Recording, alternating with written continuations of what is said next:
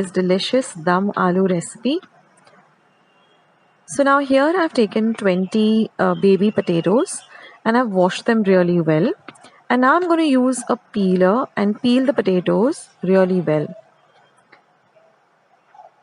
Now if you don't get your hands on baby potatoes, you can always use small potatoes or medium sized potatoes. But this dish really comes out, perfect if you use these little baby potatoes. So now after peeling the potatoes, I'm just going to use a sharp knife. You can also use a fork and just make little incisions like this. So what this does is when we make the gravy will nicely, go into the potatoes and flavor the potatoes really well. So this is an important step.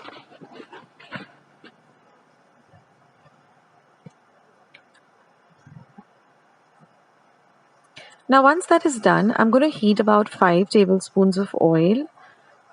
And we're going to fry these potatoes till they're very nicely done, that is dark brown, golden brown in color.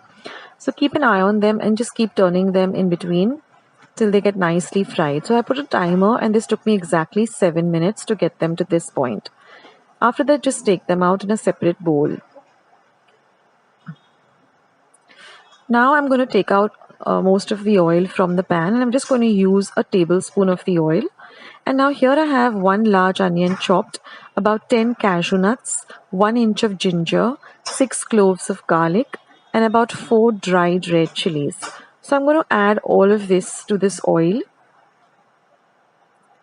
And we're going to fry this really, really well till the onions become nice and translucent. So again, this took me about 2 minutes for it to really fry nicely. So do that for about 2 minutes.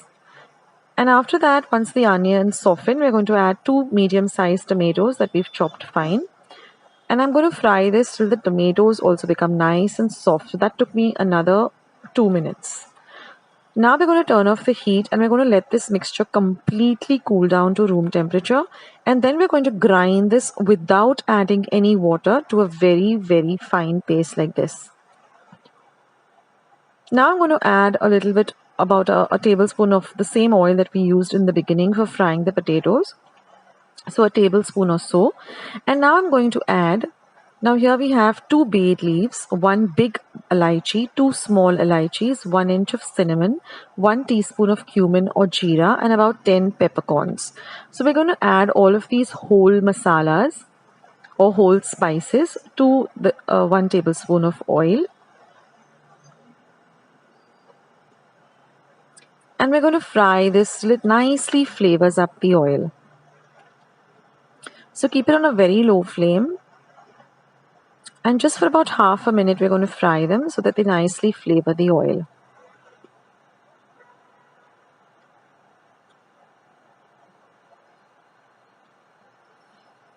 And once that is done, we're going to add our paste that we ground to the whole spices that we fried.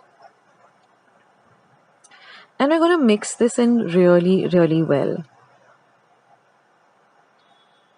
So we're going to fry this masala or this paste for about half a minute with the whole spices. Now I'm going to add half a teaspoon of turmeric powder or haldi powder, 1 teaspoon of red chili powder. Mix it in well. Now I'm going to add 1 teaspoon of coriander powder or dhania powder, half a teaspoon of cumin powder or jeera powder, 2 teaspoons of Kashmiri red chili powder for the color, and 1 teaspoon of dry mango powder or amchur powder. So mix all of this really well together. Keep your flame on very low because we're adding powder spices. So mix all of this really nicely together. The flavor, the aroma in my kitchen is just amazing with all these beautiful Indian spices. And now what we're going to do is we're going to cover this and keep it aside for about 5 minutes on a very low flame till all of the masala gets nicely fried. And now I'm going to add 1 green chili that I've chopped fine. So keep stirring in between when you cover and keep it for 5 minutes. And now you can see that there's some oil oozing out of this masala. Now I'm going to add 1.5 cup of water. Now what I did is the mixer jar in which I ground the masala, I added 1.5 cup water to that, rinsed out all the masala, and I'm going to use that water itself. So now mix it in really well. If you want it a little thinner, then you can add a little more water, say about a 1/4 cup of water more, and mix all of this really nicely together.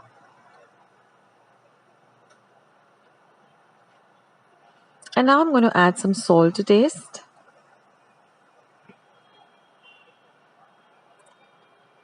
And now we're going to add our fried potatoes back into the curry or the gravy. Mix everything in well. And now you're going to cover and keep this for 15 minutes on a very low flame, stirring in between. And after 15 minutes, you'll see that it has nicely thickened and the masalas have all come together very well. The potatoes are nicely coated with the masala. So now I'm just going to add 1/2 teaspoon of homemade garam masala. I leave a link to the recipe of how I make my garam masala at home. Mix all of this well together. You see how the curry has nicely thickened up. I just can't wait to dig into this. And then I'm going to turn off the flame and I'm just going to add some lovely fresh coriander leaves that I've chopped as a garnish. And we're going to mix in the coriander leaves too. And that's it, guys. Your lovely dum aloo recipe is all ready to enjoy. Now, I love having this with some naan. And of course, I'm going to add just 1/2 teaspoon of clarified butter and ghee at the end. And then we're just going to cover and keep it aside for about a minute or two. And that really flavors and elevates the flavor of this beautiful dish. So have this with naan or roti or, puris or chapatis. It's just fabulous.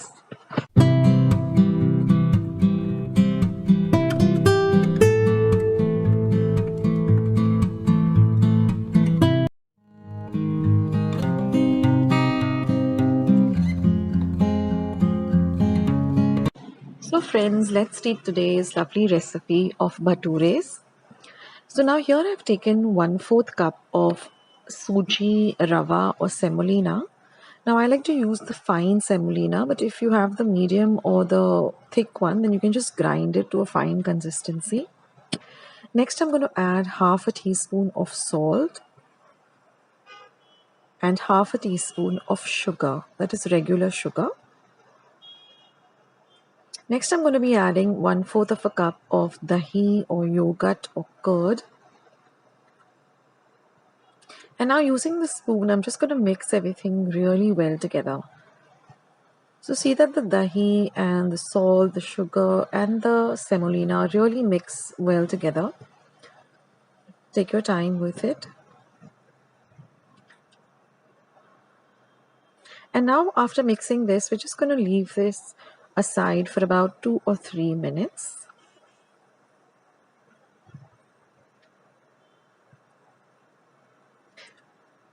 Now after 2 or 3 minutes, again, I'm just going to mix it up all together once again. And now I'm going to be adding 1/2 teaspoon of baking soda. If you don't have baking soda, you can use 1 teaspoon of Eno fruit salts. And again, just whisk this or just mix it together with the spoon really well. Because now we want the baking soda to, mix up with all the other ingredients, and that will give us some really lovely puffed up and light bhatures. So once you've mixed all of this, we're just going to add in 1 1/4 cup of plain flour or maida. And again, mix the maida with all of the other ingredients really well.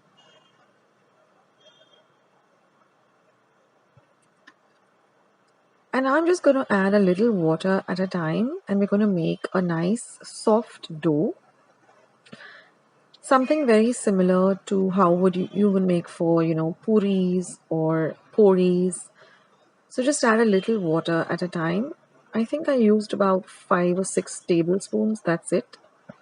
Don't put too much water at a time. Just start with a little water and work your way through.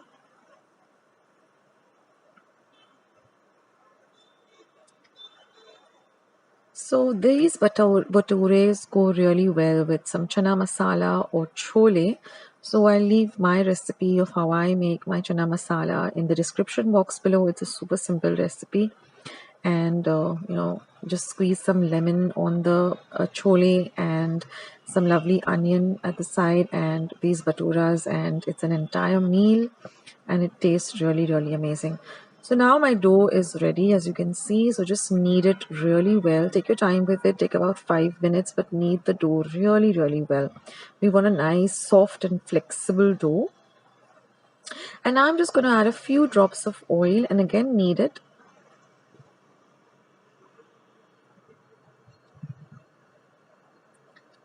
And then we're just going to cover this and set it aside for about 2 hours. That's very important because we want this dough to really form well so that we get the perfect bhaturas. So now after waiting for 2 hours,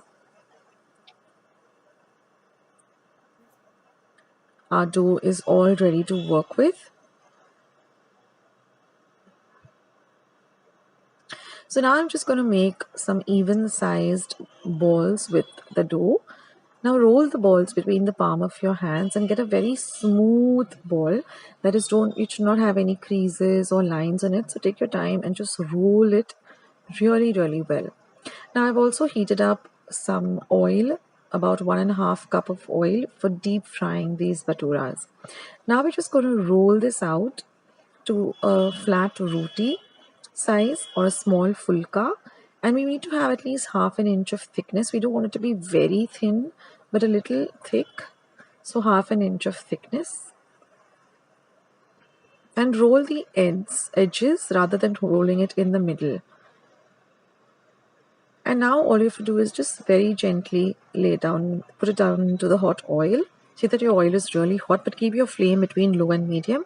And now just put some oil, with the spoon or the ladle, just toss some oil onto the top of the bhatura, and you will see that it starts to fluff up. Once it starts to fluff up on one side, then you just turn it onto the other side and repeat the same process. Don't keep it too long in the oil. It just has to have a very light golden brown color. And once that is done, just drain off the excess oil onto your ladle or spoon. That is a perforated spoon. And now all you have to do is just transfer it onto a plate.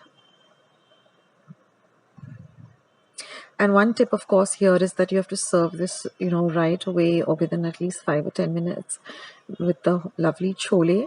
That way they remain lovely and soft and yummy. And this is the other one. So with the quantity that I've given in my recipe, I got 5 bhatures.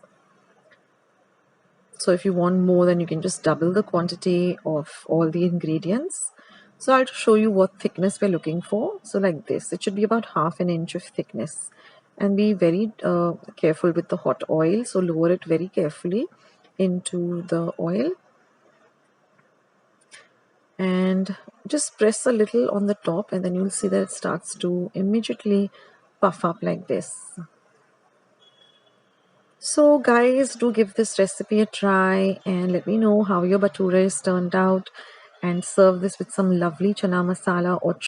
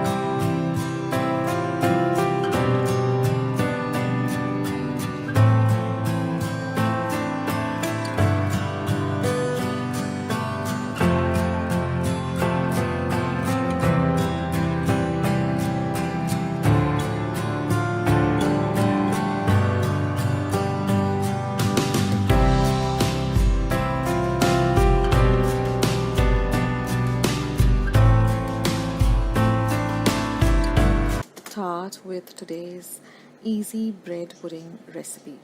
So let me take you through the ingredients. Now for the caramel syrup, I've taken 4 tablespoons of sugar and 2 tablespoons of water. Here I have 2 eggs. This is 1 teaspoon of vanilla essence. This is about half a cup of powdered sugar. These are about 8 slices of bread that I've just made into a fine powder in my mixer. Now I'm going to be using a steamer today to make this, and I also require 1.5 cup of milk. So first we're going to make the caramel. Now for the caramel, I've just taken a saucepan, preferably a non-stick saucepan. I've just added my sugar and my water, given it just one mix, and then I've just let the sugar and the water dissolve. You don't need to stir after this. Keep it on a low to medium flame, and you will see that the sugar just starts to caramelize and turn into this beautiful dark golden brown color. Just keep an eye on it though, but don't stir it. And the minute you see the edges of the syrup starting to become golden brown, then you just give it a shake just move the vessel and stir it just a bit, and then just put it into this dish into which you're going to make the caramel. And then what I like to do is I like to just to get an even get it evenly spread, I just put it on my gas flame and let it melt so that it evenly coats the base of the dish in which I'm going to make it. Now I'm just going to beat the eggs in a large bowl. I'm going to add my vanilla essence, give that a good mix. Then I'm going to add my powdered sugar. I've just taken regular sugar, put it into my mixer or blender and just given it a blitz. See that everything is well mixed together. Now I've used slices of bread. You can also use pav that's available. Now just add the milk and again give it a mix. Now you can tear up the bread or the pav with your fingers and make it into a very fine into crumbly form. But what I like to do is I like to put it into my mixer and give it a blitz. That way you get a very even and smooth texture, and you don't get lumps of bread in the pudding. So now I'm just going to add this, and I've used brown bread. You can use white bread. Generally at our place we like to have whole wheat brown bread, so I've just taken the slices. You can even use leftover bread also, and then just give everything a very, very good mix. Now our caramel has already set into the dish. I've just used a regular baking dish. So you can see that it's actually solidified. So now I'm just going to pour my mixture over the caramel.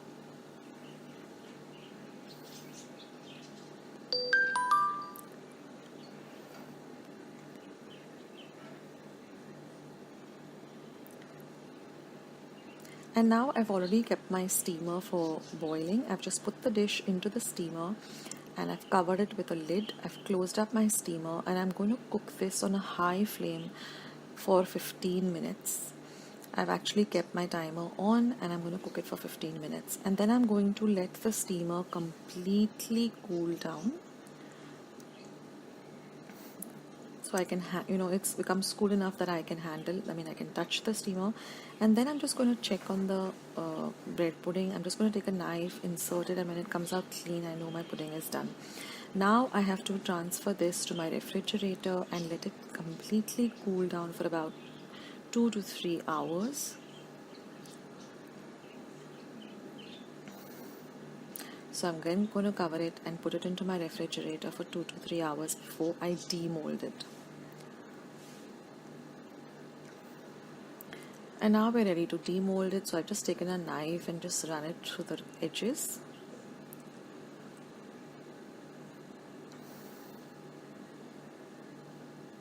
And then I'm just going to put my plate on top of it and invert it. Then I'm just going to tap on it gently till you can actually feel that the pudding has loosened up from the dish.